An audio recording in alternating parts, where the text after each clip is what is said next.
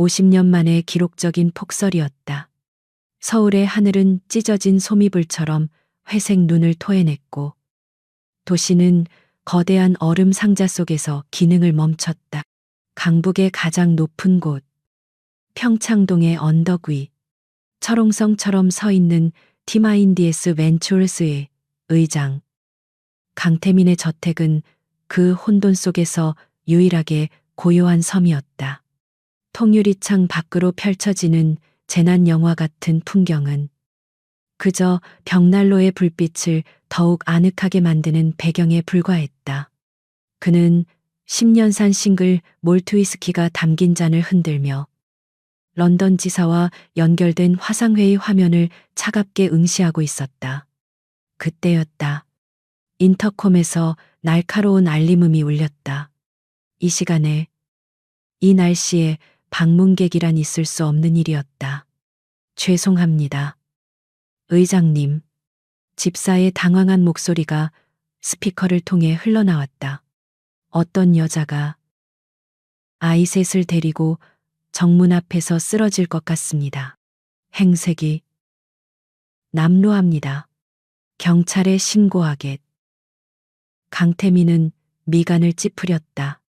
그는 방해받는 것을 극도로 싫어했다. 시끄러워. 알아서 처리해. 그가 손을 내저으며 회의에 다시 집중하려던 순간 집사의 목소리가 다급하게 끼어들었다. 의장님 하지만 그 여자가 이걸 꼭 의장님께 전해달라고. 태민은 신경질적으로 인터콤의 보안 카메라 영상을 메인 스크린으로 전환했다. 그리고 그는 숨을 멈췄다. 화면 속 눈보라가 몰아치는 고화질 카메라 렌즈 너머로 한 여자가 서 있었다. 얇은 코트 하나로 새 아이를 품으려 애쓰는 여자. 두 아이는 여자의 다리를 붙잡고 울고 있었고 여자의 품에 안긴 작은 아이는 축 늘어져 미동조차 없었다. 하지만 태민을 얼어붙게 한 것은 그 처참한 광경이 아니었다. 그 여자의 얼굴이었다. 얼어붙어 파랗게 질렸지만 그가 지난 5년간 매일 밤꿈에서 보았던 잊으려 발버둥 쳤던 바로 그 얼굴. 문 열어. 태민은 자신이 무슨 말을 하는지도 모른 채 중얼거렸다. 육중한 철문이 소리 없이 열리고 몇 분 뒤 저택의 현관문이 열렸다. 4명의 불청객이 눈보라와 함께 쏟아져 들어왔다. 그들은 값비싼 이탈리아산 대리석 바닥 위에 더러운 눈과 얼음의 흔적을 남기며 서 있었다. 여자는 아이들을 감싸 안은 채 고개를 푹 숙이고 있었다. 그녀의 몸에서 녹아내린 눈물이 뺨을 타고 흘러 바닥에 떨어졌다. 강태민은 2층 난간에서 그들을 내려다보았다. 그의 심장은 얼음 쏜 곳으로 찔린 듯 아팠지만 얼굴은 여전히 가면처럼 차가웠다. 박하진, 5년 만에 불러보는 이름이었다. 여자가 천천히 고개를 들었다. 그녀의 눈은 텅 비어 있었지만 그 안에는 깊은 원망과 체념이 자리하고 있었다. 오랜만. 이네요. 강태민 씨. 그녀의 목소리는 눈보라에 긁힌 듯 쉬어 있었다. 왜 왔지? 태민이 물었다. 그의 목소리에는 그 어떤 온기도 실려 있지 않았다. 하지는 대답 대신 품 안에서 낡고 축축한 서류 봉투 하나를 꺼냈다. 아이의 체온으로 그나마 젖지 않은 듯했다. 그녀는 봉투를 들고 태민에게 다가가려 했지만 다리에 힘이 풀려 그 자리에 주저앉고 말았다. 그녀는 울지 않았다. 그저 봉투를 바닥에 내려놓고 현관 입구 쪽으로 밀었다. 이걸 보러 왔어요. 봉투가 미끄러져 태민의 발치에 멈췄다. 이걸 보면 당신이 날 모른 척 할 수 없을 테니까. 태민은 마른 침을 삼켰다. 그의 시선은 바닥에 쓰러지듯 앉아있는 여자와 자신을 두려움에 찬 눈으로 올려다보는 새 아이. 그리고 마지막으로 자신의 발치에 놓인 젖은 봉투에 멈췄다. 저 안에 무엇이 들었는지 짐작조차 할 수 없었지만 그는 직감했다. 저 봉투를 여는 순간 자신이 지난 5년간 필사적으로 쌓아 올린 이 얼음성이, 이 완벽한 통제의 세계가 산산조각 날이라는 것을 그는 천천히 허리를 숙여 봉투를 집어들었다.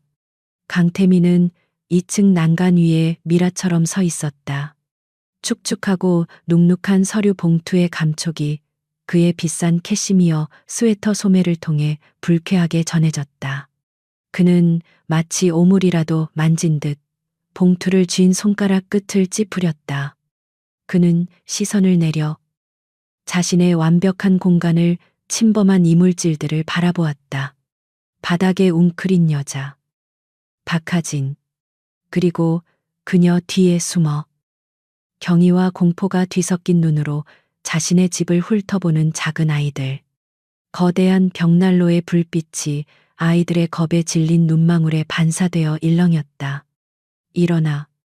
그의 목소리는 얼음 조각처럼 날카롭고 메말랐다. 그는 자신의 대리석 바닥이 더러워지는 것을 용납할 수 없었다. 일어나서 용건을 말해. 1분 주지. 그 이상은 낭비고. 하진은 일어서려 애썼지만 얼어붙은 다리가 그녀의 말을 듣지 않았다. 비틀거리자 옆에 있던 남자아이 하나가 작은 손으로 필사적으로 엄마의 팔을 붙잡았다. 그 모습에 태미는 참을 수 없는 짜증을 느꼈다. 그는 천천히 계단을 내려왔다. 하지만 그들 앞에 완전히 내려서지는 않았다. 정확히 5계단 위에서 멈춰 섰다. 그들을 내려다볼 수 있는 완벽한 높이. 그는 경멸감이 담긴 시선으로 봉투를 바라보며 마치 쓰레기를 뜯어내듯 거칠게 입구를 찢었다. 협박 편지이거나 돈을 요구하는 청구서일 거라 예상했다. 그의 변호사들이 늘 처리하던 지저분하고 간단한 문제. 하지만 봉투에서 가장 먼저 떨어진 것은 편지가 아니었다. 낡고 가장자리가 누렇게 바랜 종이 한 장. 그가 반사적으로 그것을 붙잡아 펼쳤을 때 그는 숨을 들이마셨다. 5년 전 그가 그토록 잊으려 했던 날의 기록. 작은 병원에 조악한 프린터로 출력된 초음파 사진이었다. 그는 그 흐릿한 흑백 얼룩을 기억했다. 태아 A, 태아 B, 태아 C라고 적힌 3개의 작은 원. 그는 그날 그 답답하고 좁은 진료실에서 느꼈던 아찔한 현기증과 공포를 기억했다. 아니야. 그의 손이 미세하게 떨리기 시작했다. 그는 미친 듯이 봉투를 거꾸로 털었다. 종이 뭉치 3개가 더 바닥으로 떨어졌다. 작게 접힌 서류들. 그는 허리를 굽힐 수 없어 발끝으로 그중 하나를 툭 쳤다. 서류가 펼쳐졌다. 그는 그것을 완전히 펴볼 필요도 없었다. 선명하게 인쇄된 제목, 출생증명서, 그리고 어머니의 이름 박하진, 아버지의 이름 공란. 봉투 안쪽, 눅눅한 종이에 달라붙어 있던 마지막 한 조각이 남아 있었다. 그가 손가락을 넣어 그것을 억지로 떼어냈다. 빛바랜 즉석 사진 한 장. 사진 속에는 5년은 젊은 자신이 있었다. 값싼면 티셔츠를 입고 헝클어진 머리를 한 채 세상을 다 가진 듯 웃고 있는 남자. 그리고 그의 어깨에 기대어 수줍지만 행복에 겨운 뺨을 한 여자. 박하진. 그들은 라면 1개를 나눠 먹으며 좁은 옥탑방에서 웃고 있었다. 그가 상속자가 되기 전 그가 필사적으로 지워버린 또 다른 인생의 마지막 순간이었다. 강태민의 완벽한 가면이 산산조각 났다. 얼굴에서 핏기가 가시는 것이 스스로 느껴졌다. 그는 사진 속에서 환하게 웃고 있는 여자와 지금 바닥에서 죽은 듯 앉아 있는 여자를 번갈아 보았다. 같은 사람이었지만 전혀 다른 사람이었다. 이게 다 무슨. 그는 문장을 완성할 수 없었다. 목소리가 제대로 나오지 않았다. 그때 하진이 마침내 입을 열었다. 쇳소리가 섞인 마른 목소리였다. 기억. 나네요. 그것은 질문이 아니라 확인이었다. 당신이 도망치던 날 내가 당신에게 보여줬던 마지막 사진이에요. 태미는 계단에서 뒷걸음질 쳤다. 부정해야 했다. 거짓말이야. 이건 불가능해. 그는 분명히 돈을 주었다. 문제를 해결하라고, 이 실수를 지우라고 거액을 주었다. 그리고 가족들에게는 모든 쓰레기를 깨끗이 치웠다고 보고했다. 그는 자신을 쳐다보고 있는 새 아이를 보았다. 남자아이 중 하나는 자신을 너무나도 닮아 있었다. 그 오만한 눈매, 고집스럽게 담은 입술, 그건 부정할 수 없는 자신의 어린 시절이었다. 그리고 여자아이는 계속해서 기침을 하고 있었다. 넓고 고요한 혼란을 울리는 마르고 얕은 기침 소리. 왜 이제 와서? 태민이 소리쳤다. 그의 목소리는 분노라기보다 공포에 가까웠다. 5년이나 지나서 왜? 하진은 고개를 저었다. 그 단순한 움직임조차 그녀에게는 고통스러워 보였다. 돈이었으면 진작에 왔겠죠. 이렇게 비참하게는 안 왔어요. 그녀는 품에 안고 있던 작은 여자아이의 얇은 코트를 여몄다. 아이가 칭얼거렸다. 추위에도 불구하고 아이의 이마는 땀으로 축축했다. 유라가 아파요. 하진이 마침내 고개를 들었다. 그녀의 텅 빈 눈이 처음으로 태민의 눈과 마주쳤다. 그 눈에는 더 이상 절망이나 원망이 없었다. 오직 무섭도록 투명한 엄마의 절박함만이 남아 있었다. 당신 딸이 죽어가고 있어요. 태민은 그 말에 본능적으로 한 걸음 물러섰다. 죽어가. 그의 목소리는 쇳소리처럼 갈라졌다. 그 단어는 그가 구축한 통제된 세계에서는 존재하지 않는 저속하고 낯선 단어였다. 그는 자신의 발치에 어지럽게 흩어진 낡은 서류들을 내려다 보았다. 3장의 출생증명서, 3명의 아이, 자신이 지웠다고 믿었던, 지워져야만 했던 과거의 자네들. 거짓말. 그는 거의 속삭이듯 중얼거렸다. 돈이 필요해서 온 거겠지. 5년 동안 쥐 죽은 듯 숨어 지내다가 왜 하필 오늘이야. 이 폭설에. 박하진은 대답할 기력조차 남아있지 않았다. 그녀의 지난 5년은 이 호화로운 저택의 주인이 단 하루도 상상조차 할 수 없는 지옥의 연속이었다. 그가 문제 해결이라며 마치 쓰레기를 치우듯 던져준 돈. 그녀는 그 돈을 받았. 임신 중절 수술비와 합의금이라는 명목의 그 돈을. 하지만 그녀는 병원으로 가지 않았다. 그 돈을 들고 자신의 모든 것을 버리고 도망쳤다.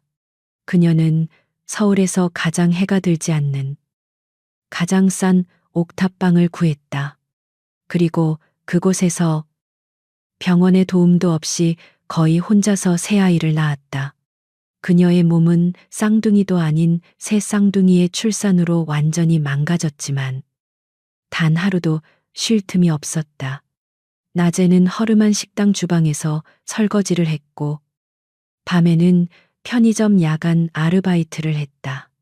그녀의 손은 20살 처녀의 손이 아니라 세제에 절어 뒤틀리고 갈라진 마디 굵은 손이 되어 있었다.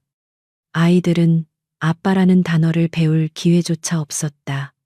아이들에게 세상이란 사계절 내내 곰팡이 냄새가 나는 좁은 방과 하루 종일 일터에 나가 있는 엄마의 지치고 젖은 뒷모습이 전부였다. 그녀는 이를 악물고 다짐했다. 이 아이들은 자신의 전부이며 그 남자와는 티끌만큼도 상관이 없다고. 자신의 아이들을 실수라고 불렀던 그 남자에게는 평생 이 아이들의 존재조차 알리지 않으리라 맹세했다. 굶어 죽는 한이 있어도 다시는 그 남자에게 돌아가 구걸하지 않겠다고. 하지만 운명은 그녀의 그 마지막 남은 자존심마저 짓밟아 버렸다. 한 달 전, 태어날 때부터 유난히 작고 약했던 막내 유라가 쓰러졌다. 동네 병원에서는 그저 심한 감기 몸살이라고 했지만 아이는 멈추지 않는 코피를 흘렸고 부딪히지도 않았는데 작은 팔다리에는 검붉은 멍이 들기 시작했다. 불안감에 휩싸여 찾아간 대학병원 응급실에서 내려진 진단은 그녀의 세상을 무너뜨렸다. 급성 림프모구성 백혈병. 그녀는 남은 돈, 아니 사실상 빚이었던 모든 것을 털어 항암 치료를 시작했다. 하지만 유라의 작은 몸은 그 독한 약을 견뎌내지 못했다. 의사는 결국 고개를 저었다. 골수 이식이 필요합니다. 의사의 목소리는 냉정하고 사무적이었다. 보호자님은 안타깝게도 적합하지 않습니다. 형제들인 소리와 별이도 일란성 쌍둥이지만 불일치 판정이 나왔습니다. 공여자를 찾아야 하는데 시간이 없습니다. 하진은 무너져 내리는 절망 속에서 마지막 지푸라기라도 잡듯 물었다. 그럼 다른 방법은 정말 없는 건가요? 의사는 잠시 망설이다가 차트를 뒤적이며 물었다. 혹시 아이 아버지는 연락이 가능합니까?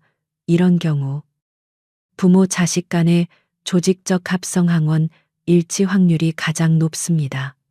솔직히 말씀드리면 지금 유라에게는 아버지가 마지막 희망일 수 있습니다. 그 한마디가 그녀가 지난 5년간 목숨처럼 지켜온 맹세와 자존심을 한꺼번에 무너뜨렸다. 그녀는 강태민이라는 남자를 경멸했지만 자신의 딸이 죽어가는 것을 그대로 지켜볼 수는 없었다. 그녀는 남은 마지막 자존심마저 팔아치워 흥신소를 통해 그가 사는 곳을 알아냈다. 그리고 오늘 이 모든 것을 끝낼 각오로 죽어가는 아이를 안고 이 지옥의 문을 두드린 것이다. 유라가. 하진이 다시 입을 열었다. 맹세 따위는 이제 중요하지 않았다. 그녀의 목소리는 갈라진 유리 조각 같았다. 급성 백혈병이에요. 골수 이식이 필요해요. 의사가 당신이 마지막 희망이라고 했어요. 그녀는 태민을 쳐다보지도 못하고 그저 바닥에 떨어진 출생 증명서를 바라보며 말했다. 강태민의 머릿속이 하얗게 비어버렸다. 백혈병, 골수 이식, 그가 투자 세계에서 다루던 수십억, 수백억짜리 숫자나 복잡한 계약서와는 전혀 다른 차원의 끔찍하고 질척한 현실이었다. 그는 본능적으로 방어적인 태도를 취했다. 그래서 날 애들 아빠로 만들어서 돈을 뜯어내고 이젠 내 골수까지 빼가겠다. 그는 스스로가 지금 얼마나 잔인하고 저열한 말을 내뱉는지 알면서도 멈출 수가 없었다. 그것은 그의 마지막 방어기제였다. 이 비현실적인 상황을 부정하기 위한 발악이었다. 하진은 그 모욕적인 말에 대답하지 않았다. 아니, 대답할 수가 없었다. 그녀의 품에 안겨 가쁘게 숨을 몰아쉬던 유라가 갑자기 실이 끊어진 인형처럼 축 늘어졌다. 아이의 가쁜 숨소리가 멎었다. 유라야 하진이 얼어붙은 목소리로 비명을 질렀다. 유라야 숨을 쉬어. 엄마 좀 봐. 정신 차려. 유라야 아이의 얼굴이 촛농처럼 하얗게 그리고 파랗게 변해가고 있었다. 고열과 혹한의 저체온증 그리고 치명적인 병세가 한꺼번에 아이의 작은 생명을 덮친 것이다. 엄마 다리에 매달려 있던 두 남자아이. 소리와 별이도 겁에 질려 울음을 터뜨렸다. 뭐 하는 거야? 태민이 그제야 사태의 심각성을 깨닫고 당황해서 소리쳤다. 그는 난간을 붙잡고 외쳤다. 김 집사 119. 아니, 너무 늦어. 차대기시켜 당장 한국대학병원 VVIP 병동으로 연결해. 응급의학과 강 교수. 지금 당장 대기시키라고 해. 지금 당장. 그는 자신이 왜 이런 명령을 내리는지 스스로도 알 수 없었다. 저 아이가 자신의 딸이라는 증거는 없었다. 저 여자는 완벽한 사기꾼일 수 있었다. 하지만 그는 지금 자신의 완벽한 저택 바닥에서 아이가 죽어가는 것을 5년 전 사진 속 자신과 소름 끼치도록 닮은 두 아이가 절망적으로 우는 것을 외면할 수 없었다. 그는 5칸의 계단을 한 번에 뛰어내려와 하진의 팔에서 축 늘어진 유라를 거칠게 빼앗아 안았다. 아이는 무섭도록 깃털처럼 가벼웠다. 강태민의 마이바흐는 도로 위의 요새였다. 외부의 소음과 혹한이 완벽하게 차단된 실내는 섭씨 24도의 쾌적한 온도를 유지하고 있었다. 하지만 지금 수천만 원짜리 최고급 가죽 시트 위에는 가난과 질병의 냄새가 축축하게 스며들고 있었다. 젖은 코트에서 나는 퀴퀴한 곰팡이 냄새. 아이의 입에서 새어나오는 역한 약 냄새. 그리고 그가 평생 맡아본 적 없는 스멀거리는 죽음의 냄새. 그는 자신이 5년 전 가장 완벽하게 지웠다고 믿었던 과거의 망령을, 그것도 죽어가는 망령을 직접 품에 안고 있다는 현실을 견딜 수가 없었다. 그는 앞 좌석에서 운전 중인 김 비서에게 소리치지 않으려 안간힘을 썼다. 더 빨리. 신호는 전부 무시해. 사고가 나든 딱지가 끊기든 모든 책임은 내가 질 테니. 그의 품에 안긴 아이는 사살이라고는 믿기지 않을 만큼 깃털처럼 가벼웠다. 뼈만 앙상하게 남은 작은 몸. 아이가 그의 품 안에서 미세하게 경련을 일으켰을 때 태민은 자신도 모르게 아이를 더 꽉 껴안았다. 이 차가움, 이 연약함, 이것이 자신이 부정하려 했던 현실이라는 감각이 그의 마지막 남은 이성마저 마비시킬 것 같았다. 그는 속으로 되뇌었다. 이건 사기야. 역사상 가장 정교하고 지독한 사기극일 뿐이야. 박하진은 조수석 뒷좌석, 태민의 반대편에 두 아들 소리와 별이를 껴안고 웅크리고 있었다. 그녀는 멍하니 창밖을 바라보았다. 더 이상 눈물도 흐르지 않았다. 그녀의 모든 에너지는 이미 지난 5년간의 지옥 같은 노동과 오늘 밤의 기록적인 혹한 속에서 남김없이 소진되었다. 그녀는 지금 자신이 타고 있는 차가 세상에서 가장 비싼 차 중 하나라는 사실도, 옆에 앉은 아이들이 난생 처음 보는 화려한 도심의 야경에 겁에 질려 있다는 사실도 제대로 인지하지 못했다. 그녀의 모든 신경은 오직 태민의 품에 안겨 미동도 없는 작은 딸 유라에게 고정되어 있었다. 소리와 별이는 울음소리조차 내지 못했다. 거대하고 이상할 정도로 따뜻하며 조용한 차 안. 모든 것이 낯설고 무서웠다. 그들은 그저 엄마의 얇은 코트 자락을 작은 손으로 꽉 쥐고 자신들의 아빠일지도 모르는 저 무서운 아저씨의 넓은 등과 그 품에 안겨 인형처럼 늘어져 있는 동생 유라를 번갈아 쳐다볼 뿐이었다. 아이들의 맑은 눈에는 순수한 공포가 어려 있었다. 이 모든 끔찍한 일이 마치 자신들의 잘못 때문에 일어난 것만 같았다. 차가 한국대학병원 응급센터 입구에 거칠게 미끄러지듯 섰다. 그가 예약한 VVIP 전용 입구가 아니었다. 태미는 차가 완전히 멈추기도 전에 문을 박차고 나갔다. 비켜 모두 비켜. 그는 유라를 아는 채 자동문을 밀치고 들어갔다. 병원 특유의 소독약 냄새와 뜨겁고 건조한 공기가 그들을 덮쳤다. 태미는 가장 가까이 서 있던 간호사의 팔을 붙잡고 고함을 질렀다. 강기훈 교수 어딨어? 20층 VVIP 병동 준비하라고 했을 텐데 당장 길을 안내해. 간호사는 재벌 총수의 위압적인 기세에 눌려 잠시 주춤했지만 그의 품에 안긴 아이의 상태를 보자마자 표정이 싸늘하게 굳어졌다. 환자 상태가 코드 블루소와 응급팀 호출해. 당장 그녀의 다급한 외침과 동시에 응급실이 분주하게 움직이기 시작했다. 흰 가운을 입은 응급의학과 의사가 달려왔다. 환자 이리 주시죠. 의사는 태민의 말을 들을 생각도 없다는 듯 그의 품에서 유라를 능숙하게 받아내어 이동식 침대에 눕혔다. 태민은 자신의 명령이 거절당했다는 사실에 당황했다. 내가 누군지 몰라. 당장 20층으로. 보호자분. 의사가 그의 말을 차갑게 끊었다. 지금 환자는 20층으로 올라가다가 엘리베이터 안에서 사망합니다. 심각한 쇼크 상태고 호흡이 거의 잡히지 않습니다. 시간을 낭비하게 하지 마시고 저 밖에서 대기해 주십시오. 쾅. 소생실의 육중한 문이 그의 눈앞에서 닫혔다.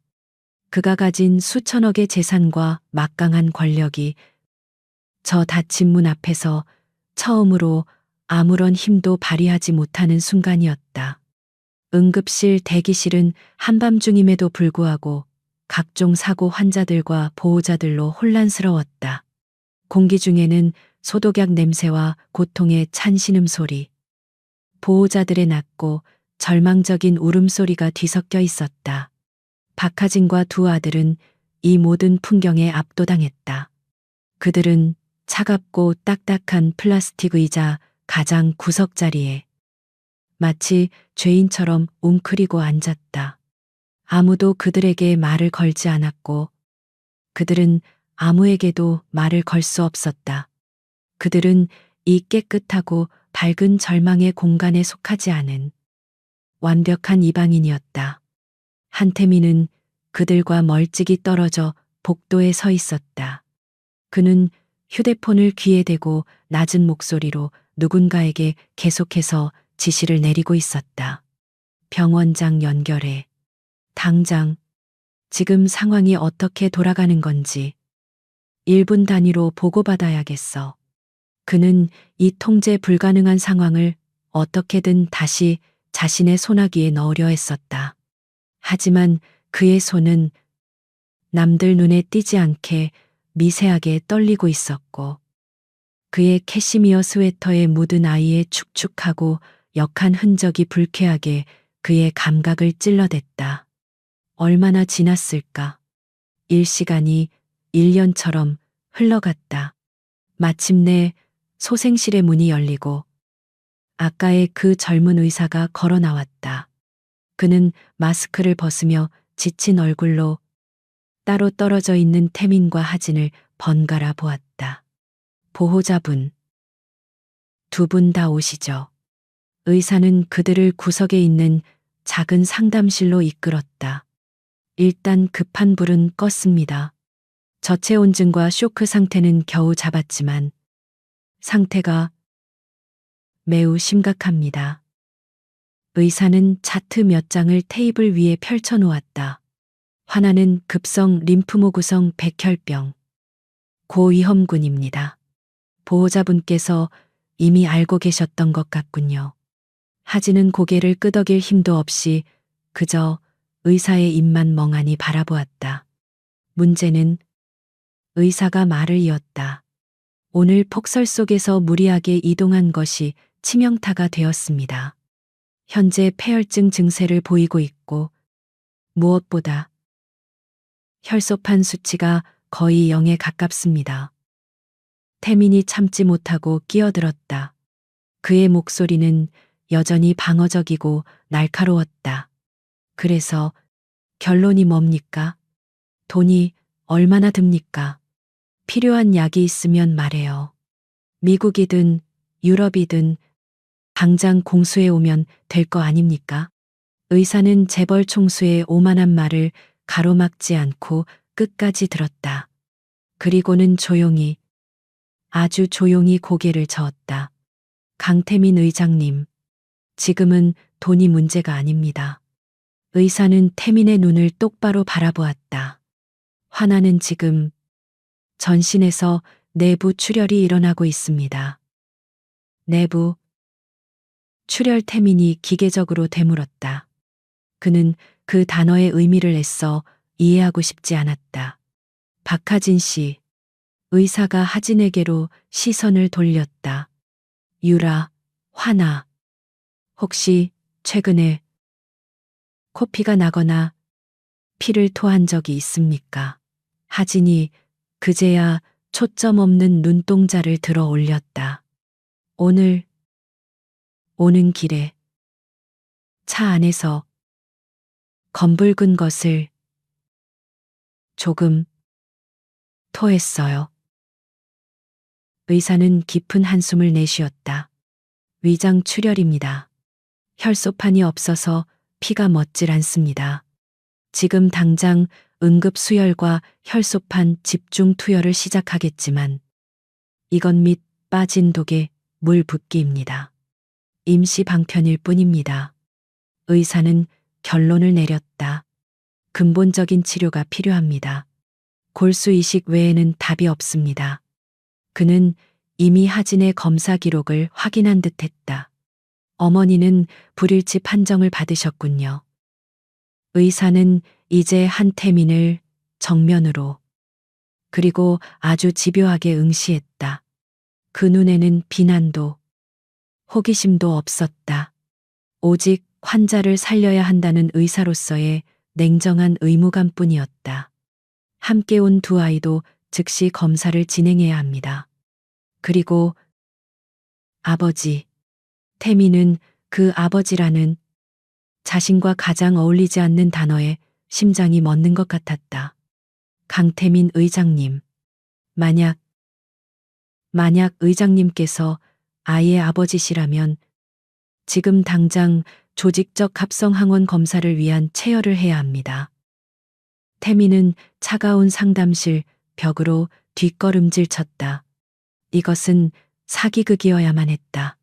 하지만 저 의사의 냉정한 눈빛, 저 잔인한 의학적 진단, 그리고 몇 시간 전 자신의 품에서 느껴졌던 아이의 그 끔찍하도록 차가운 무게는 거짓이 아니었다.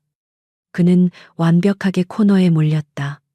만약 그가 쇳소리가 섞인 목소리로 겨우 쥐어짰다. 만약 내가 아니라고 하면 의사는 안경을 고쳤으며 조금도 흔들림 없는 목소리로 대답했다. 그렇다면 저희는 지금 당장 전국 골수 은행망을 가동해 공여자를 찾겠지만 솔직히 말씀드려 시간이 없습니다. 화나가 이번 주를 넘기기 힘들 겁니다. 상담실 안의 공기는 얼음장처럼 차가웠다. 의사의 마지막 말, 이번 주를 넘기기 힘들 겁니다라는 선고는 이미 죽은 것이나 다름없었던 박하진의 심장에 마지막 비수를 꽂았다. 그녀는 그 자리에 멍하니 서서 5년 전 옥탑방에서 아이들을 낳던 그날의 피냄새를 떠올렸다. 그리고 지금 병원의 이 깨끗하고 흰 공간에서 그녀는 또다시 자신의 아이가 죽어가는 것을 지켜봐야만 했다. 그녀의 세상은 이미 무너졌기에 더 이상 무너질 것도 남아있지 않았다. 반면 강태민은 달랐다. 그의 세상은 무너진 것이 아니라 발밑이 꺼져 내리고 있었다. 그는 차가운 벽에 등을 기댄 채 자신을 정면으로 응시하는 의사의 냉정한 눈빛을 마주했다. 저 눈빛. 저것은 그가 가장 경멸하는 종류의 눈빛이었다. 돈이나 권력으로 통제되지 않는 오직 사실과 의무만을 따르는 완고한 전문가의 눈. 그는 이 상황이 거대한 사기극이어야만 한다고. 그래야만 자신이 이 혼돈에서 빠져나갈 수 있다고 필사적으로 생각했다. 하지만 그의 눈은 본능적으로 하진의 곁에 그녀의 다리를 붙잡고 서 있는 두 남자아이에게로 향했다. 소리와 별이, 자신과 기묘하게 닮은 저 아이들, 그리고 소생실 너머에 누워있는 자신의 골수만이 유일한 희망이라는 또 다른 아이. 그는 선택의 기로에 섰다. 여기서 돌아서면 그는 살인자가 된다. 자신의 아이를 죽인 비겁하고 잔인한 살인자. 하지만 만약 검사에 응한다면 그는 인정하는 것이 된다. 지난 5년간 그가 완벽하게 지워버렸다고 믿었던 그의 유일한 오점이었던 그 과거를, 그리고 새 아이의 아버지가 되는 그 끔찍한 책임을 공식적으로 인정하는 셈이 된다. 만약 태민이 다시 입을 열었다. 그의 목소리는 모래가 낀 것처럼 껄끄러웠다. 만약 검사 결과가 일치하지 않으면 그는 마지막 발악을 했다. 의사는 안경을 고쳤으며 그의 질문 의도를 정확히 꿰뚫어 보았다. 일치하지 않을 확률도 물론 있습니다. 하지만 지금 하나에게 남은 유일한 희망의 끈입니다. 보호자로서, 아니, 인간으로서 시도조차 하지 않으시겠습니까? 인간으로서. 그 말이 태민의 마지막 자존심을 찔렀다. 그는 수천억을 굴리는 마이더스의 손이었지만 지금 이 순간 그는 한 생명을 구할 수도 죽일 수도 있는 인간일 뿐이었다. 그는 천천히 눈을 감았다가 떴다. 모든 계산이 끝났다. 이 거래는 그가 잃을 것이 너무나도 명백한 최악의 거래였다. 하지만 그는 거부할 수 없었다. 그는 고개를 끄덕였다. 아주 미세하고 거의 보이지 않는 움직임이었다. 검사. 진행해. 의사는 즉시 간호사를 불렀다. 태민은 기계적으로 영혼 없는 인형처럼 간호사를 따라 작은 체열실로 들어갔다. 간호사는 그의 두꺼운 캐시미어 스웨터 소매를 걷어 올리며 당황했다. 태민은 자신의 팔뚝에 차가운 알코올 솜이 닿는 것을 느끼며 시선을 돌려 창밖을 보았다. 눈보라는 여전히 세상을 삼킬 듯 몰아치고 있었다. 주사 바늘이 그의 굵은 정맥을 뚫고 들어왔다. 따끔한 고통과 함께 자신의 피가 시험관 속으로 빨려 들어가는 것이 보였다. 굴욕적이었다. 다음은 두 아이. 소리와 별이의 차례였다. 하진이 아이들을 데리고 체열실로 들어왔다. 태민은 방 밖으로 나와 유리창 너머로 그 광경을 지켜보았다. 아이들은 주사 바늘을 보자마자 겁에 질려 울음을 터뜨렸다. 엄마 싫어 아파 집에 갈래 하지는 눈물 한 방울 없이 이미 죽은 사람처럼 텅 빈 눈으로 아이들을 달랬다. 괜찮아. 괜찮아. 소라, 별아, 잠깐이면 돼. 우리 유라. 유라 살려야지. 응, 그녀의 목소리는 아이들을 달래는 것이 아니라 마치 주문을 외우는 것 같았다. 아이들의 가느다란 팔에서 피가 뽑혀 나오는 동안 하진은 차마 그 광경을 보지 못하고 고개를 돌렸다. 태민 역시 그 모습에서 시선을 돌려버렸다. 이제 지옥 같은 기다림의 시간이 시작되었다. 응급실, 대기실, 세상의 모든 고통과 절망이 농축된 듯한 그곳. 태민은 결코 그곳의 딱딱한 플라스틱 의자에 앉을 수 없었다. 그는 자신의 신분에 맞게 20층 VVIP 병동으로 올라갈 수도 있었다. 하지만 그는 그러지 않았다. 아니, 그럴 수가 없었다. 그는 지금 자신이 그곳에 속한 VVIP인지 아니면 이 지저분한 응급실 바닥에 속한 보호자인지 스스로도 구분할 수 없었다. 그는 하진과 아이들이 웅크리고 앉아 있는 의자로부터 가장 멀리 떨어진 복도 창가에 섰다. 그는 그곳에서 마치 자신과는 아무 상관없는 풍경을 보듯 그 세 사람을 관찰했다. 박하진은 의자에 앉은 채 잠이 든 것도 깨어 있는 것도 아닌 상태로 허공을 응시했다. 소리와 별이는 낯선 환경과 굶주림, 그리고 극도의 피로에 지쳐 엄마의 얇은 코트 자락을 붙잡은 채 꾸벅꾸벅 졸고 있었다. 그때 소리가 배가 고픈 듯 칭얼거렸다. 엄마. 배고파. 춥고 배고파. 하진은 그제야 정신이 든 듯 자신의 낡은 가방을 뒤적였다. 그녀의 손에 들려 나온 것은 비닐 봉지에 담긴 딱딱하게 식은 붕어빵 2개였다. 오늘 저녁 유라가 병원에 실려가기 전 아이들에게 사주었던 마지막 간식이었다. 그녀는 붕어빵 하나를 반으로 쪼개어 2아이에게 나눠주었다. 아이들은 허겁지겁 세상에서 가장 맛있는 음식인 듯 그것을 베어 물었다. 태미는 그 광경을 보았다. 몇 시간 전까지만 해도 수백억짜리 런던딜을 논하던 자신이 지금 자신의 아이들일지도 모르는 아이들이 딱딱한 붕어빵 한 조각을 나눠 먹는 모습을 지켜보고 있었다. 그는 역겨움을 느꼈다.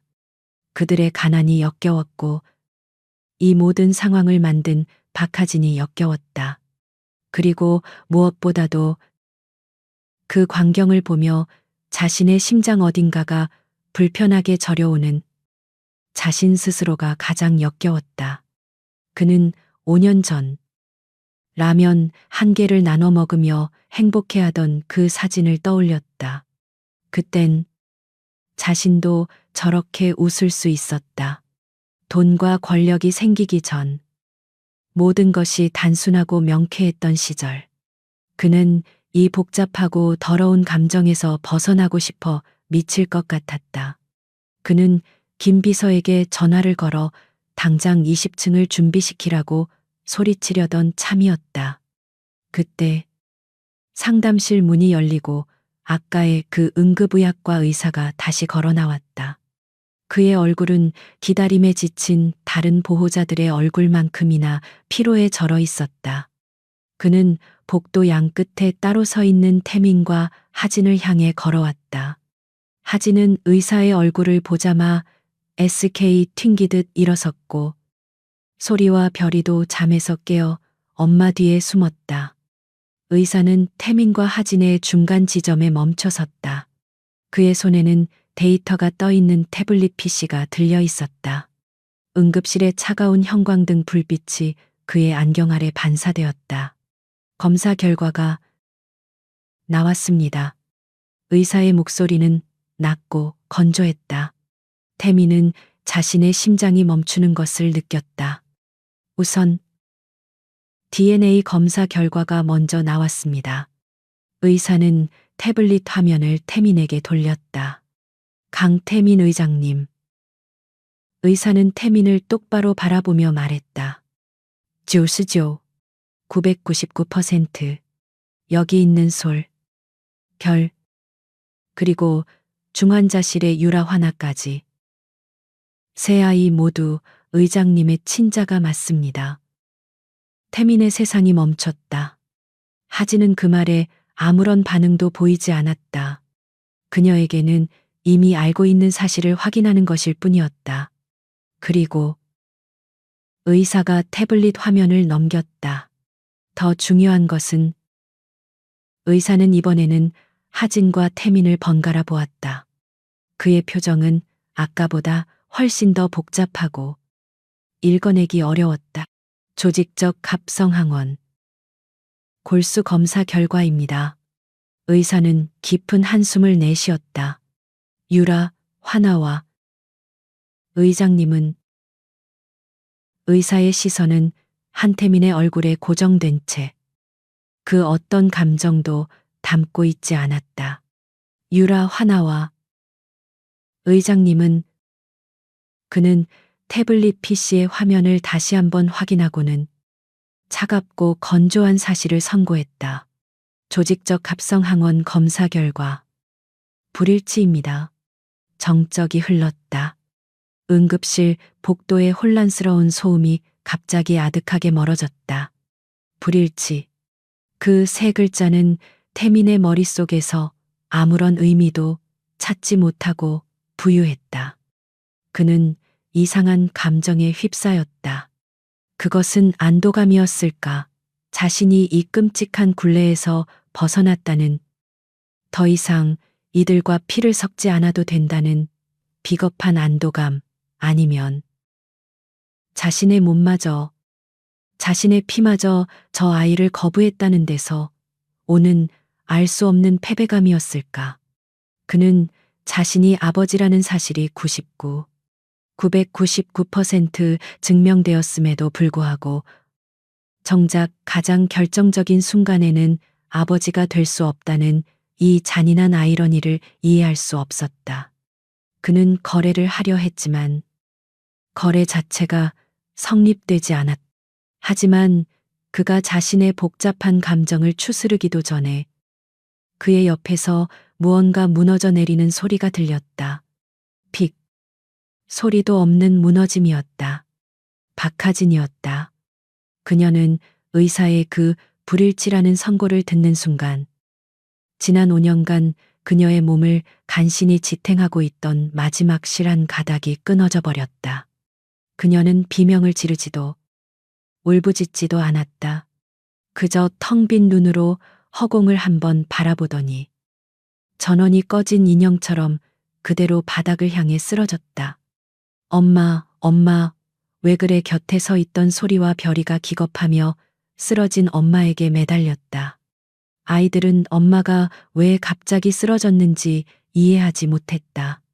그저 이 낯선 병원에서 자신들을 지켜주던 유일한 존재가 사라졌다는 공포에 휩싸여 서럽게 울음을 터뜨렸다. 간호사들이 달려와 하진의 상태를 살폈고 응급실은 또 다른 혼란에 빠졌다. 하진은 단순한 탈진과 쇼크 상태였다.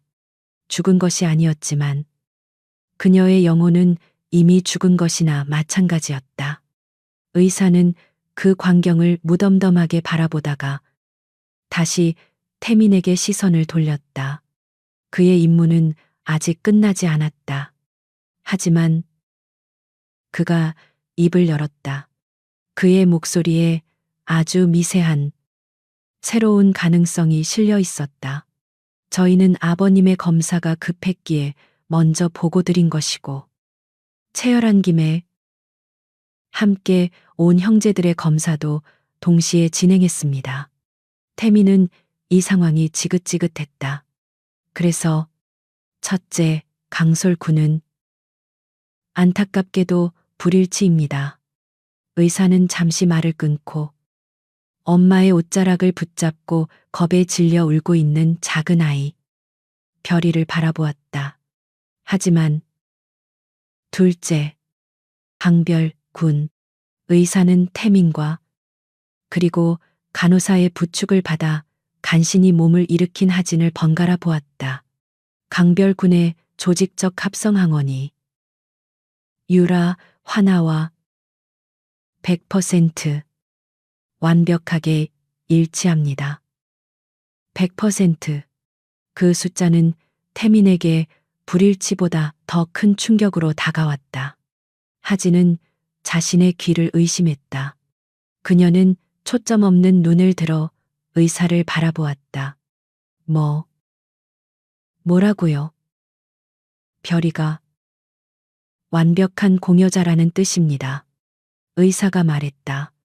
기적이었다. 의학적으로 수만 분의 1의 확률로 일어나는 기적. 하지만 그 기적은 그들에게 구원이 아니라 또 다른 더 잔인한 형태의 지옥을 선사했다. 의사의 표정이 다시 딱딱하게 굳어졌다.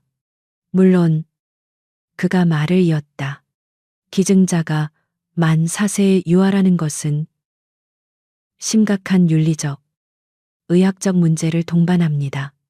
골수 채취는 전신 마취하에 진행되며 아이에게 상당한 고통과 스트레스를 줄 수 있습니다. 법적으로도 미성년자의 골수 기증은 부모의 동의뿐만 아니라 병원 윤리위원회의 엄격한 심사를 통과해야 합니다. 아이의 건강을 담보로. 의사의 설명은 더 이상 하진의 귀에 들리지 않았다. 그녀는 멍하니 아무것도 모른 채 눈물 범벅이 된 얼굴로 자신을 올려다보는 작은 아들 별이를 바라보았다.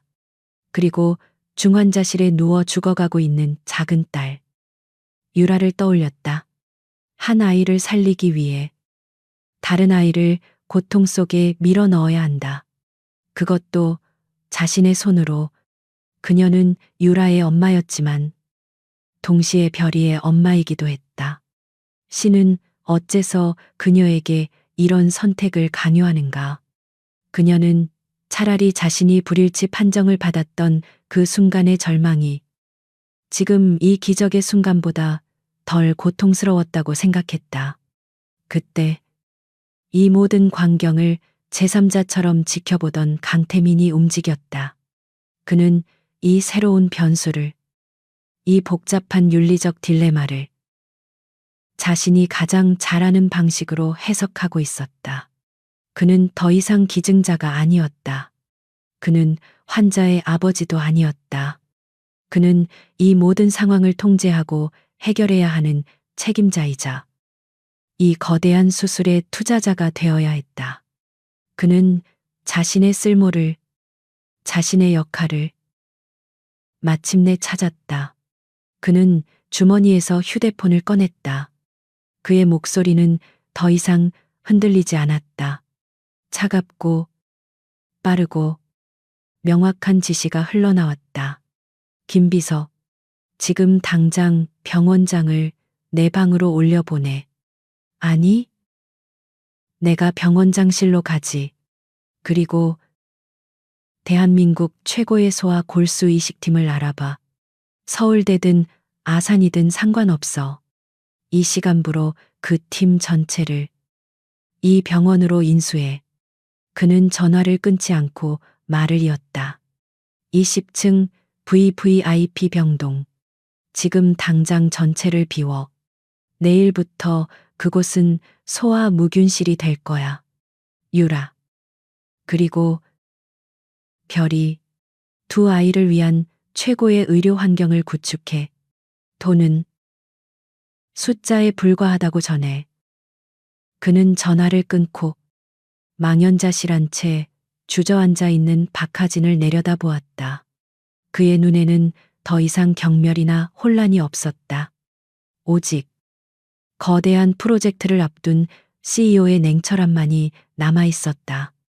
박하진 씨, 그가 불렀다. 하진이 천천히 고개를 들었다. 당신은 그따위 선택 같은 거 할 필요 없어. 그의 목소리는 차가웠지만 이상하게도 그 어떤 위로보다 더 단단하게 들렸다. 당신은 그저 아이들 옆에 있기만 해. 그는 하진의 대답을 기다리지 않고 두 아이에게 시선을 돌렸다. 소리와 별이 아이들은 여전히 그를 두려워했지만 이제는 아까처럼 울지 않고 그를 빤히 쳐다보고 있었다. 태미는 쭈그리고 앉아 아이들과 눈높이를 맞췄다. 배? 고프지. 그것은 질문이 아니었다. 그는 아이들의 주머니에 꽂혀 있던 붕어빵의 흔적이 남아있는 비닐봉지를 보았다. 김비서. 그가 복도에 대기 중인 비서에게 말했다. 여기. 따뜻한 우유. 그리고 붕어빵 말고 먹을 만한 것 좀 사와. 그는 몸을 돌려 병원장실이 있는 가장 높은 층으로 향했다. 그는 더 이상 도망치지 않았다. 그는 이 지옥 같은 현실을 자신의 방식으로 정면 돌파하기로 결정했다. 한국대학병원 20층 VVIP 병동은 병실이 아니었다. 그곳은 서울의 야경이 한눈에 내려다 보이는 최고급 호텔 스위트룸을 방불케 하는 거대한 공간이었다. 박하진과 두 아이는 그곳에 사실상 감금되었다. 곰팡내 나던 옥탑방의 풍경은 하룻밤 사이에 흔적도 없이 사라졌다. 아이들은 난생 처음 보는 푹신한 침대와 버튼 하나로 켜지는 거대한 텔레비전, 그리고 김 비서가 산더미처럼 사다 놓은 장난감들에 둘러싸였다. 따뜻한 수프와 부드러운 빵이 끼니 때마다 배달되었다. 하지만 이 모든 비현실적인 풍요로움 속에서 하진은 단 한순간도 숨을 제대로 쉴 수가 없었다. 이 방은 유라를 위한 공간이 아니었다. 이곳은 기증자, 강별을 위한 무균실이었다. 태미는 자신의 돈과 권력을 총동원해 이틀 만에 대한민국 최고의 소아 혈액종양팀을 이곳으로 불러 모았다. 그는 프로젝트를 지휘하는 사령관처럼 움직였다. 그의 목소리에는 단 1%의 감정도 실려 있지 않았다. 오직 효율과 속도, 그리고 성공률만이 존재했다. 그는 하진을 찾아와 마치 서류 결제를 받듯 말했다. 경원윤리위원회 소집은 내가 알아서 하지. 당신은 강별 컨디션이나 챙겨. 그의 말은 틀리지 않았다. 윤리위원회. 그것은 태민이 돈으로도 즉각 해결할 수 없는 유일한, 그러나 가장 거대한 장벽이었다. 태민은 병원장실에서 열린 긴급회의에서 마치 기업 인수합병을 하듯 말했다. 절차에 드는 시간, 전부 돈으로 사겠습니다. 병원 발전에 필요한 기금, 100억, 지금 당장 입금하죠. 그러니 내일 당장 수술을 승인해 주십시오. 그는 이것이 그가 늘 하던 방식, 가장 확실한 거래라고 생각했다. 하지만 위원회의 위원장을 맡은 백발의 소아과 과장, 김현석 교수는 그의 제안을 정면으로 반박했다. 김 교수의 목소리는 낮고 단호했다. 강태민 의장님, 저희는 의사입니다. 장사꾼이 아닙니다. 그는 태민의 불쾌한 표정을 무시하고 말을 이었다. 의장님은 이 병원 전체를 사실 수도 있겠죠. 하지만 이 위원회의 양심은 사실 수 없습니다. 지금 우리는 만사세 아동의 신체를, 그것도 되돌릴 수 없는 방식으로 침해하는 것을 논의 중입니다. 김 교수는 태민에게 서류 한 장을 내밀었다. 골수 채취 과정에 대한 상세한 설명서였다. 기증 아동 역시 전신 마취를 해야 합니다. 엉덩이뼈에 수십 번 굵은 바늘을 찔러 넣어야 합니다. 출혈과 감염, 마취 사고의 위험성이 분명히 존재합니다. 의장님은 이것을 거래라고 부르시지만 저희는 이것을 희생이라고 부릅니다. 태민은 처음으로 자신의 돈이 막히는 장벽을 만났다. 그는 이성으로 무장한 노의사를 이길 수 없었다. 그 시각, 하진은 VVIP 병실에서 또 다른 지옥을 경험하고 있었다. 별이는 무서운 속도로 기증자가 되어가고 있었다. 아이는 하루에도 몇 번씩 피를 뽑아야 했다. 각종 정밀 검사를 위해 차가운 기계 위에 눕혀졌다. 별이는 처음에는 울며 집에 가고 싶다고 매달렸다. 엄마, 나 주사 안 맞으면 안 돼. 나 이제 안 아파. 유라 보고 싶어. 집에 가자. 하진은 아이를 안아주며 아무 말도 할 수 없었다. 그녀는 그저 미안해. 별아, 미안해. 라는 말만 기계적으로 반복할 뿐이었다. 소리는 그 모든 과정에서 완벽하게 소외되었다. 모든 어른의 관심은 아픈 유라와 유라를 살릴 수 있는 별이에게만 쏠려 있었다. 소리는 아무도 없는 거실 구석에서 태민이 사준 비싼 로봇을 망가뜨리며 혼자 중얼거렸다. 유라도 바보. 별이도 바보. 아이는 자신도 아프면 혹은 자신도 유라를 살릴 수 있으면 엄마와 저 무서운 아저씨가 자신을 봐줄지도 모른다고 생각했다. 가난 속에서도 셋이 함께일 때는 행복했던 균형이 이 화려한 감옥 안에서 완벽하게 깨져버렸다. 하진의 죄책감은 별이가 해맑게 웃을 때마다 칼날처럼 그녀의 심장을 파고들었다. 아이는 이 모든 검사가 유라를 낫게 해준다는 것을 어렴풋이 이해하기 시작했다. 별이는 간호사가 주사 바늘을 꽂을 때 울음을 터뜨리는 대신 입술을 꽉 깨물었다. 그리고는 하진을 보며 떨리는 목소리로 물었다. 엄마, 나 지금 잘하고 있지? 나 이렇게 주사 맞으면. 유라, 이제 안 아픈 거지 우리. 다 같이 집에 갈 수 있는 거지. 그 순진한 질문이야말로 하진을 가장 고통스럽게 만들었다. 그녀는 차라리 별이가 이기적으로 울고불고 매달려 주기를 바랐다. 하지만 아이는 4살짜리에게는 너무나도 무거운 구원자의 역할을 스스로 받아들이고 있었다. 하진은 깨달았다. 태미는 돈으로 유라를 살리려 하고 자신은 별이의 희생으로 유라를 살리려 한다. 두 사람 모두 어른이라는 이름의 괴물이 되어 아이들을 제물로 바치고 있었다.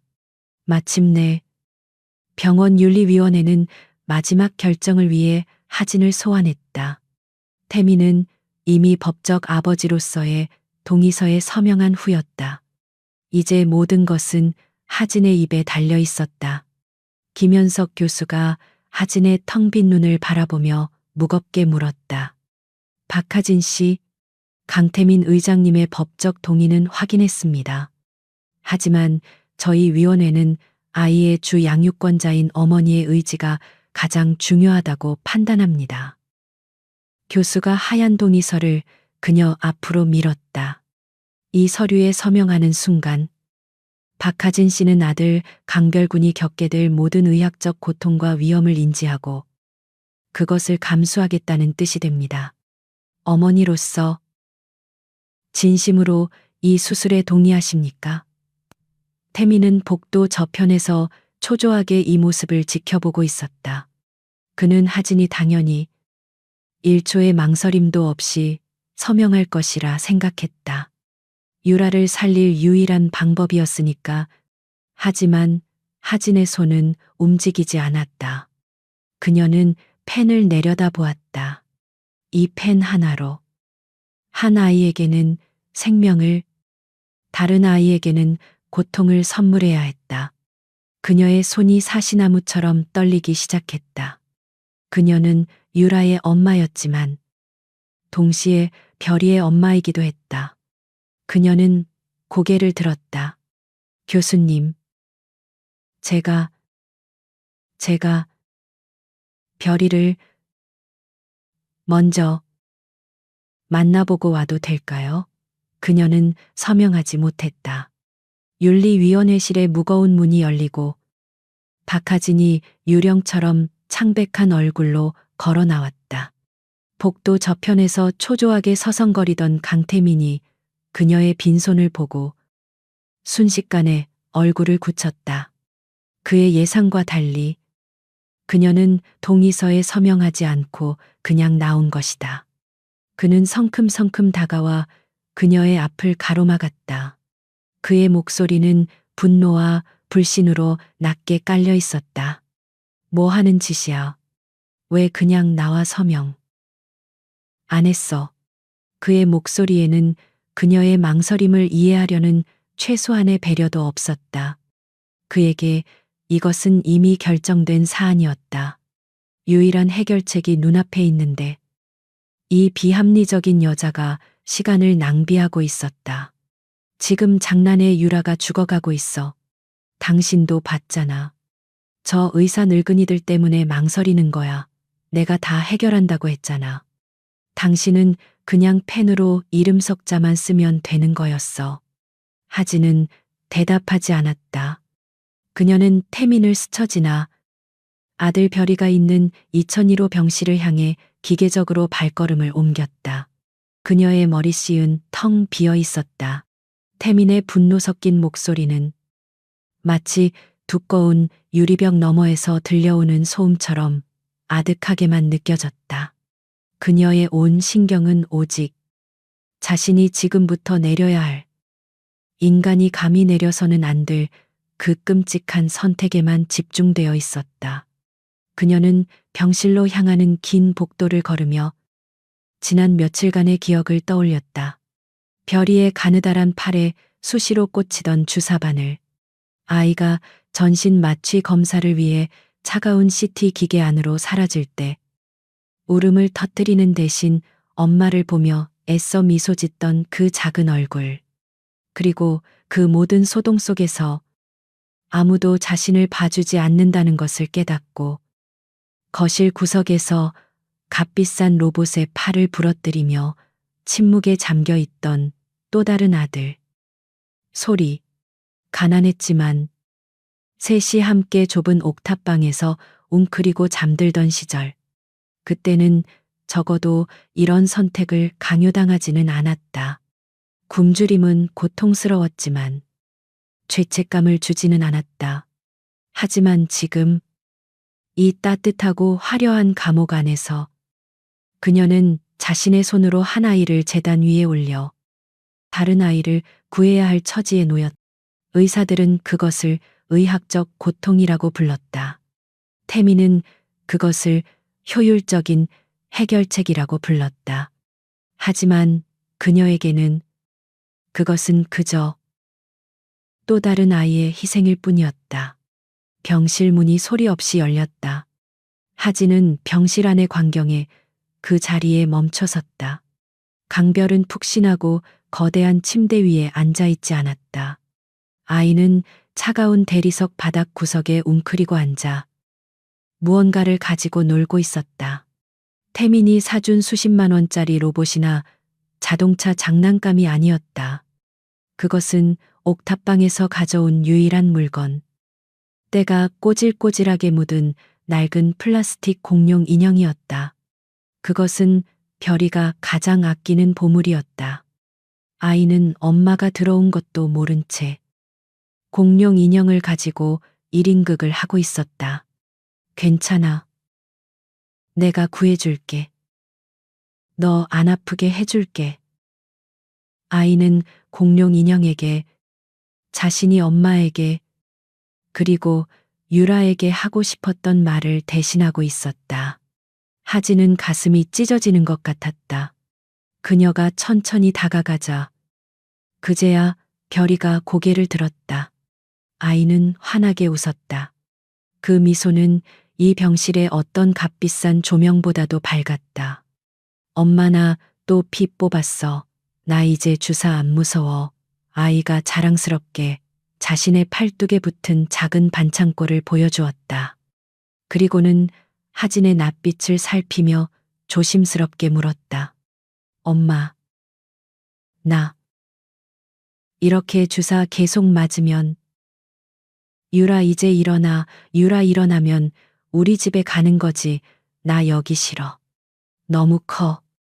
엄마도 소리도 나랑 안 놀아줘.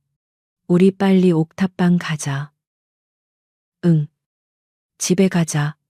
그 한마디가 하진의 무너진 심장을 관통했다. 아이는 이 모든 고통을 그저 집에 가기 위한 과정으로만 이해하고 있었다. 이 화려한 병실도, 쏟아지는 장난감도 아이에게는 아무런 의미가 없었다. 아이가 원하는 것은 오직 하나. 좁고 춥더라도 셋이 함께 있던 그들의 집이었다. 별이는 자신이 지금 동생을 살리기 위해 자신의 몸을 희생하고 있다는 사실을 전혀 알지 못했다. 그저 엄마를 기쁘게 하고 집에 가기 위해 고통을 참고 있을 뿐이었다. 하진은 그 자리에 주저앉아 별이를 끌어안았다. 눈물이 쏟아졌다. 지난 5년간, 아니, 태어나서 처음으로 소리내어 울었다. 이것은 절망의 눈물이 아니었다. 그것은 지독한 고통 속에서 찾은 단 하나의 명료한 해답이었다. 그녀는 자신의 아이를, 이 순진하고 용감한 작은 아이를 자신의 손으로 수술대 위에 눕힐 수 없었다. 유라가 죽는 한이 있더라도 그녀는 울고 있는 별이를 떼어놓고 비틀거리며 일어섰다. 그리고 다시 복도로 걸어 나갔다. 복도 끝. 창가에는 여전히 강태민이 서 있었다. 그는 하진이 울면서 걸어 나오는 것을 보고 그녀가 감격에 겨워 혹은 두려움에 겨워 온다고 생각했다. 이제 결정했나 보군. 그가 말했다. 김 비서가 윤리위원회실에 연락해서 안 해요. 하진이 그의 말을 끊었다. 그녀의 목소리는 울음에 잠겨 있었지만 그 어느 때보다 단단했다. 서명. 안 해요. 태민은 자신의 귀를 의심했다. 뭐 지금 뭐라고 했어? 그는 그녀에게 다가왔다. 그의 얼굴은 분노로 붉게 물들기 시작했다. 당신 미쳤어. 지금 무슨 짓을 하는지 알아. 유라가 죽는다고. 이게 유일한 방법이야. 당신 딸이 죽어가는 걸 보면서도 그깟 종이 쪼가리 하나에 서명을 못하겠다는 거야. 하진은 고개를 들었다. 그녀는 더 이상 그에게 구걸하던 옥탑방의 여자가 아니었다. 그녀는 태민의 눈을 똑바로 바라보았다. 그 눈에는 더 이상 두려움이나 체념이 없었다. 오직 자신의 새끼를 지키려는 어미의 처절하고도 성스러운 분노만이 가득했다. 그건 당신의 유일한 방법이겠죠. 그녀가 말했다. 당신은 돈으로 의사를 사고 병원을 사고 내 아들의 몸까지 사서 이 문제를 해결할 수 있다고 생각하겠지. 그녀가 태민에게 한 걸음 다가갔다. 그것은 태민이 그녀를 만난 이후 그녀가 처음으로 보인 공격이었다. 하지만 난 걔들 엄마예요. 난 당신처럼 내 아들을 효율적인 부품으로 수술대 위에 올릴 수 없어요. 난 내 한 아이의 고통과 다른 아이의 생명을 맞바꾸지 않을 거야. 태민은 그녀의 말에 충격을 받아 아무 말도 하지 못했다. 당신 딸이 죽어간다고 하지니 절규했다. 별이도 내 아들이야, 내 아들. 둘 다.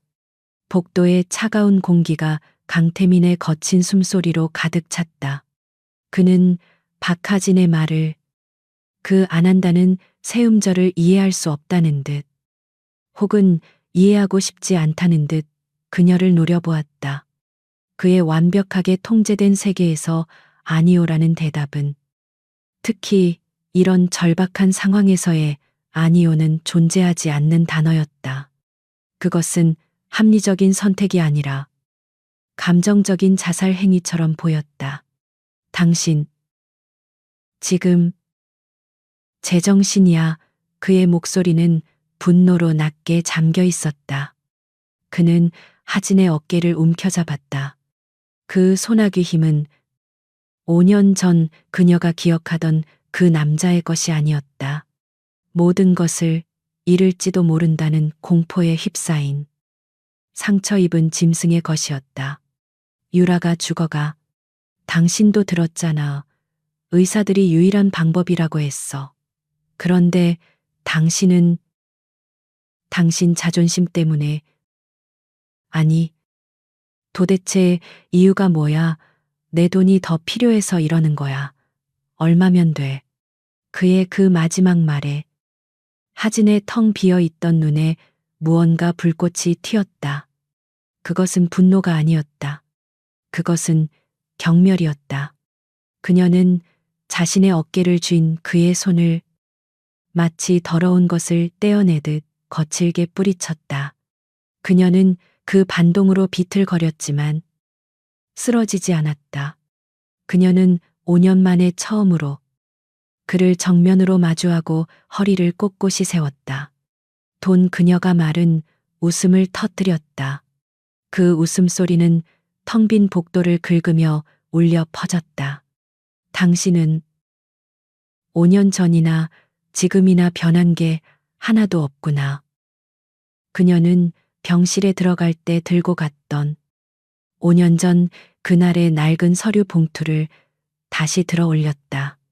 그가 1장에서 2장에서 그토록 혐오하며 바라보던 그 봉투였다.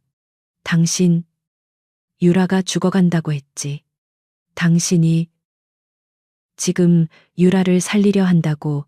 그녀가 봉투를 그의 가슴팍에 내던졌다. 봉투가 힘없이 바닥으로 떨어지고 5년 전의 증거들이 다시 한번 대리석 바닥 위에 흩어졌다. 당신은 5년 전에 이미 개들을 죽이려고 했어. 그녀의 절규가 복도를 갈랐다. 태미는 그 말에 충격을 받은 듯 뒷걸음질 쳤다. 무슨, 당신은 돈만 준 게 아니잖아. 하진이 울부짖었다. 당신은 변호사를 보냈어. 당신은 직접 오지도 않았어. 당신의 그 잘난 변호사가 내 옥탑방에 찾아와서 이 아이들을 실수라고, 의장님의 앞길을 막는 장애물이라고 불렀어. 하진은 바닥에 떨어진 서류 뭉치 사이에서 봉투 안쪽에 눅눅하게 달라붙어 있던 태민이 미처 확인하지 못했던 마지막 종이 한 장을 집어들었다. 그것은 5년 전 그 변호사가 그녀에게 서명을 강요했던 수술 동의서였다. 임신 중절 수술 동의서. 이게 당신이 내게 마지막으로 건넨 선물이었어. 아이들의 존재를 지워버리는 이 종이 한 장과 그 대가로 받은 돈. 당신에겐 이 아이들이 그때나 지금이나 문제일 뿐이야. 그때는 돈으로 지우려 했고 지금은 돈으로 이용하려 할 뿐이지. 태미는 그 종이 쪼가리를, 장애물이라는 단어를, 그리고 하진의 피 맺힌 절규를 감당할 수 없었다. 그의 이성이 마비되었다. 그는 이 여자를 어떻게든 설득해야 했다. 아니, 굴복시켜야 했다. 그건 과거야. 지금은 달라. 지금은 애가 죽어가고 있잖아. 당신이 고집 부리는 이 순간에도 그가 다시 그녀에게 손을 뻗으려던 바로 그 순간이었다. B, 20층 VVIP. 병동 전체에 날카로운 기계음이 울려 퍼졌다. 코드블루. 19층 중환자실. 유라의 병실에서 보낸 긴급 호출이었다. 하진과 태미는 동시에 얼어붙었다. 잠시 후 김현석 교수가 중환자실의 문을 박차고 뛰쳐나왔다. 그의 얼굴은 사색이 되어 있었다. 환자. 지금 쇼크 상태입니다. 폐혈증이 급격하게 진행되고 있어요. 당장 보호자. 하진은 그 말을 끝까지 들을 필요도 없었다. 그녀는 태민을 밀치고 중환자실을 향해 달려갔다. 태민도 본능적으로 그녀의 뒤를 따랐다. 그들은 중환자실 앞 거대한 유리벽 앞에 멈춰 섰다. 유리 너머 그들의 작은 딸 유라가 침대 위에서 파르르 경련을 일으키고 있었다. 아이의 작은 몸에 수많은 튜브와 전선이 연결되어 있었고 모니터의 수치들은 붉은색 경고음을 내며 미친 듯이 떨어지고 있었다. 의료진들이 유라에게 달려들어 필사적으로 심폐소생술을 시작했다. 혈압이 안 잡힙니다. 에피네프린 투여 교수님 동공반사가 사라지고 있습니다. 의사들의 다급한 외침이 유리벽을 뚫고 그들의 귀에 밝혔다. 하진은 유리벽에 이마를 기댄 채 그 광경을 멍하니 바라보았다. 그녀의 딸이 그녀의 선택 때문에 지금 죽어가고 있었다. 강태민은 자신의 무력함을 깨달았다. 그의 수천억, 그가 불러 모은 최고의 의료진, 그 모든 것이 저 유리벽 앞에서 아무런 소용이 없었다. 그가 유일하게 손에 쥐었던 강별이라는 해결책은 바로 옆에 있는 이 여자의 겁으로 인해 무용지물이 되었다. 그는 분노를 넘어선 차가운 절망을 느꼈다. 그는 유리벽에 주먹을 내리쳤다. 뭐라도 해 뭐든지 하라고, 내 피라도 뽑아, 내 골수라도 가져가 상관없어, 그냥 살려내. 김현석 교수가 그에게 다가왔다. 노 의사의 눈에는 그 어떤 동정심도 없었다. 불가능합니다. 의장님, 지금은 신의 영역입니다. 교수는 유리벽 너머를 바라보며 이미 환자의 사망 선고를 준비하는 사람처럼 침착하게 말했다. 폐혈성 쇼크가 너무 빠릅니다. 항생제가 듣지 않습니다. 저희가 할 수 있는 게 이제 없습니다. 바로 그때 하진의 코트 자락을 잡아당기는 작은 손길이 있었다. 언제 따라왔는지. 소리와 별이가 복도 끝에서부터 달려와 그들 곁에 서 있었다. 아이들은 유리벽 너머로 보이는 자신들의 동생이 겪는 끔찍한 광경을 겁에 질린 눈으로 바라보고 있었다. 별이가 울먹이며 하진의 옷을 잡아당겼다. 엄마. 유라. 왜 저래 유라. 아파 유라. 자는 거야 할아버지처럼. 계속 자는 거야. 계속 자는 거야. 그 순진한 물음이 하진의 마지막 이성의 끈을 끊어버렸다. 그녀는 별이를 내려다보았다. 자신의 고집 때문에 유라를 잃고 이제 별이에게도 영원한 상처를 주게 될지도 모른다는 공포가 그녀를 덮쳤다. 유라가 죽는 것, 그것은 현실이었다. 하지만 별이를 수술대에 올리는 것, 그것은 고통스러운 선택이었다. 그녀는 죽음과 고통 사이에서 가장 끔찍한 선택을 해야만 했다. 하진은 천천히, 아주 천천히 몸을 일으켰다. 그녀는 김현석 교수를 바라보았다. 그녀의 목소리는 이미 죽은 사람의 것처럼 아무런 감정도 실려 있지 않았다. 하세요. 교수가 그녀를 돌아보았다. 뭐라고요? 수술. 하세요. 하진이 말했다. 그녀는 별이의 머리를 쓰다듬으며 태민을 바라보았다. 그 눈에는 더 이상 분노도 경멸도 없었다. 오직 모든 것을 포기한 자의 공허함만이 남아 있었다. 내 아들, 별이. 데려가세요. 지금 당장. 유라. 살릴 수 있다면 그녀가 무릎을 꿇었다. 제발, 내 딸 좀 살려주세요. 태미는 그녀의 갑작스러운 굴복에, 그녀의 그 처절한 모성애에 충격을 받아 아무 말도 하지 못했다. 김현석 교수는 망설였다. 하지만 유리벽 안에서 유라의 심박수가 멈추기 직전에 경고음을 내는 것을 보고 그는 고개를 끄덕였다. 수술팀, 지금 당장 비상수술 준비해. 김현석 교수의 외침은 이미 모든 것을 포기한 이들에게 내려진 마지막 명령이었다. 수술팀이 비상벨 소리와 함께 복도를 가로질러 뛰어다녔고 차가운 금속성의 이동식 침대 바퀴 소리가 복도를 울렸다. 간호사들이 별이가 있는 2001호 병실로 달려갔다.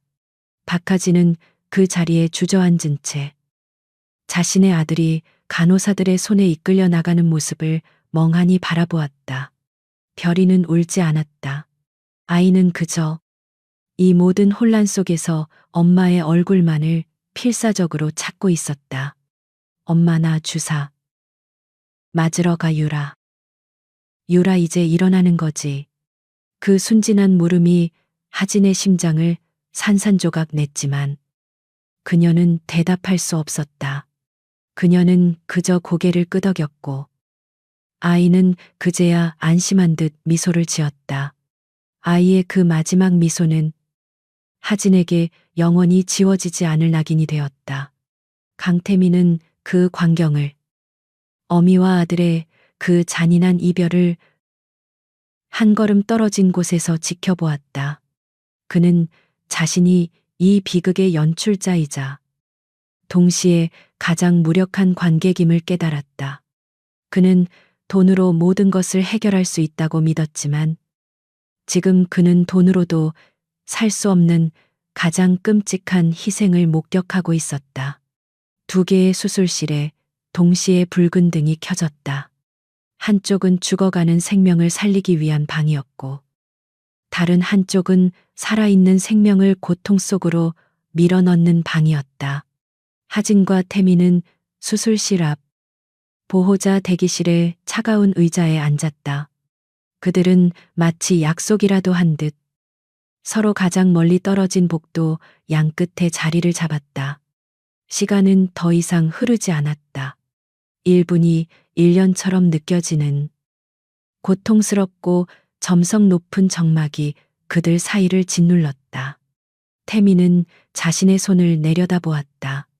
5년 전 그가 하진에게 돈 봉투와 낙태 동의서를 건넸던 바로 그 손이었다.